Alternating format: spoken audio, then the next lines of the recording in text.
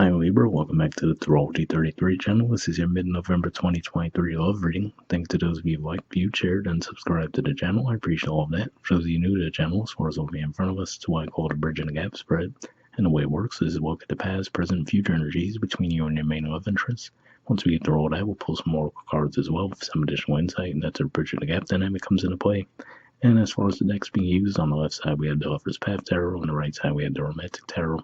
And also keep in mind it's a general reading, so I'm going to be your reference, and the cards on the left is your energy, and the cards on the right is the other person's. If you feel it's the way around in your situation, then definitely trust that. Alright, so with all that away, we can start it. Past energy on your side, we have the Five of Arrows. So this is Aquarius energy here, and usually this energy talks about engaging in a conflict and usually operating out of ego when doing so.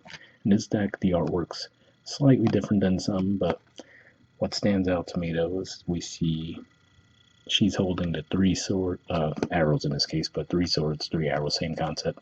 Holding those 3 arrows, which points to the 3 of arrows energy, which points to wounding, right? Usually a lot of decks show a heart with the arrows going through it or swords going through it. And then we see this angel figure moving away from that, right? So to me, it's saying that in the past you might have operated out of a wounding and caused some harm to this person, but not necessarily viewed it that way, right? So I feel like you might have gotten some signs and synchronicities, right? Such as maybe spiritually things didn't go your way after something like that, right?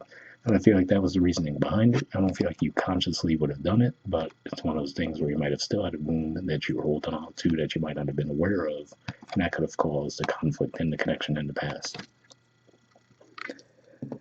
Alright, past energy on their side, we have the Ace of Swords.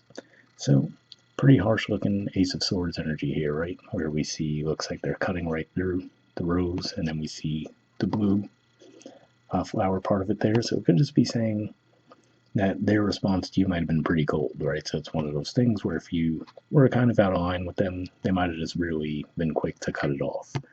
So that might have seemed harsh in a way, but at the same time, from what I'm seeing anyway, it looks like it might have been initiated by something you'd said or done in the past. Alright, present energy on your side, we have the 7 of Coins. So this is Taurus energy here.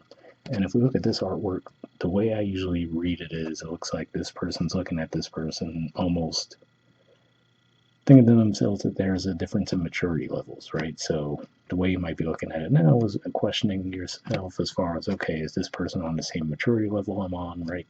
So again, like I said, just given what we see in the past here, just try to be mindful and observe if this was your situation, right? Where after the situation happened, if things started to maybe not go your way, right? If spiritually it seems like you didn't have the same level of support that you did in the past, just take a look at that and see if there was maybe some subconscious wounding that you had that might have been what caused this split in the first place. And if so, you might be viewing it as, oh, that was so immature, them to cut me off or something like that, right? But if you crossed the line, they might have in a way had spirits backing in doing so in that fashion. So something to think about there. But yeah, for others of you, it could very well be that they truly are not at the same maturity level as you, right? So you might have viewed that approach that they took in that way. Alright, present energy on their side, we have the King of Cups.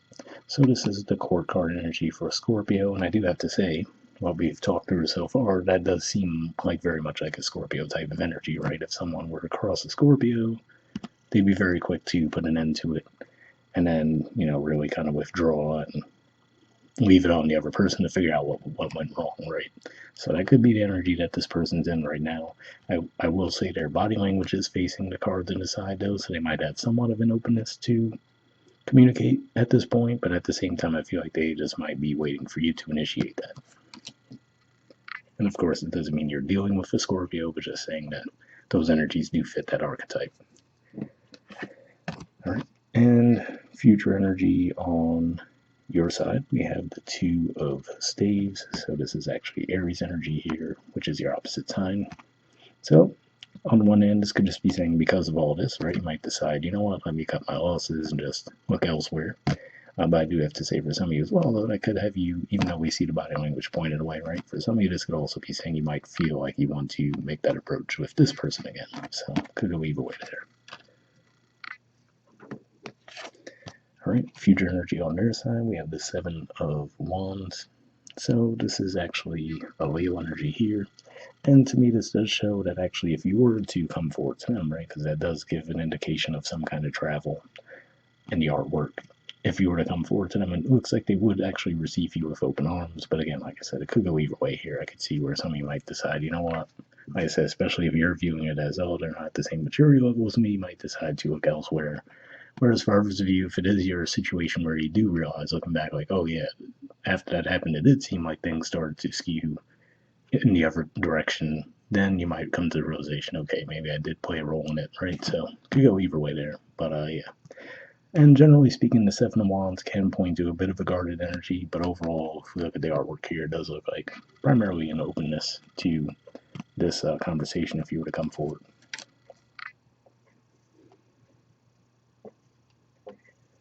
Okay, bottom of the deck on your side, we have Balance.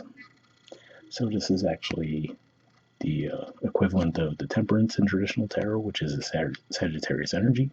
So on the one hand, it could just be saying that you might be finding your own balance as we move through Sagittarius season, which would obviously be a good thing, especially, I mean, you guys, your sign in general, Libra, is known for balance, and we even see Venus on the card as well. So generally speaking, Sagittarius is a friendly energy for Libra. So for sure, it could be one of those things where you might find your footing around the situation. Like I said, whether you try to give it another shot with this person or just move on elsewhere. And interestingly enough, beneath that, we do see awakening as well, which is actually the equivalent to the sun energy, and we see an angelic figure again, but this time reaching out versus in the past moving away, right? So yeah, looks like you will figure things out one way or the other around the situation, whether, like I said, it is to go back toward this person or to learn from the situation and move on.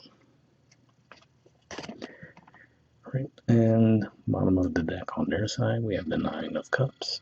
So the Nine of Cups usually is an energy pointed out as wish fulfillment type of energy.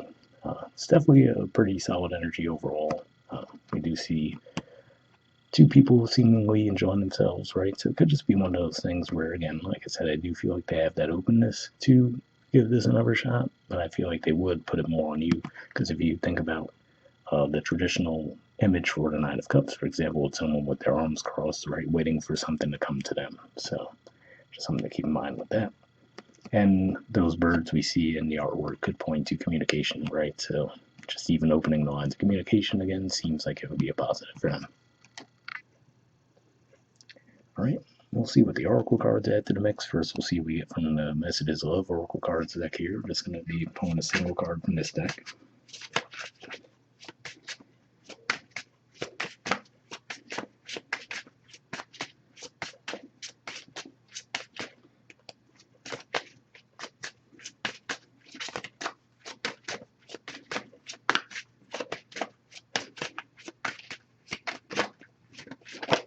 Got one there. All right, and next we'll see what we get from the Wisdom Oracle deck.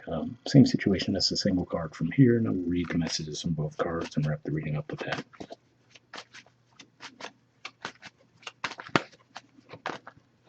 All right, and that doesn't want to go back in the deck, so let's see what you got from the Messages of Love first. Okay, we have Interference. And let's see if I can get that to focus a little better. There we go. It says an external party is intruding on this relationship. So interesting message there, because I really don't see an external party at all in this particular scenario. Like I said, this seemed to be more of like a spirit type of thing. Now, I don't know, maybe for some of you, it's possible, let's say, that if someone gave you bad advice around the situation, possibly that could have been what was at play there. But, I mean, to be fair, it does say external party. It doesn't say a person, right? So external party could point to the wounding we talked about, clashes in communication, things along those lines. But hopefully that resonated with some of you anyway. And then from the Wisdom Oracle, we have New Life. There's the artwork, and the number is 39. So we'll see what this has to say.